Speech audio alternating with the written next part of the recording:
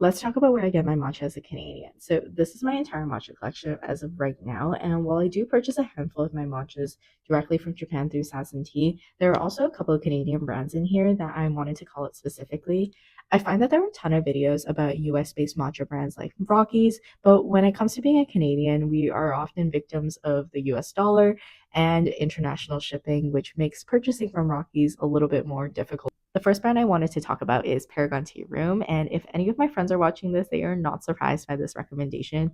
When I lived in Vancouver, I would go to the cafe pretty frequently, and when I first started getting into matcha, this was the first blend that I actually purchased from. What I really like about it is that I think it's a really great introductory matcha, and I say that in the sense that it's not super bitter, it's high quality, and it's really smooth and easy to drink. The second brand I wanted to talk about is Ikenka Matcha. When I compare this to the Paragon Tea Room matcha, this one's a lot bolder in its flavors, but it's also a lot more umami forward and almost earthier in taste. So if you're really into that, I highly recommend it.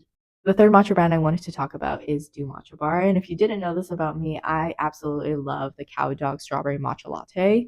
Granted, I don't live in Vancouver anymore, so this is exactly how I create the strawberry matcha latte from across the country.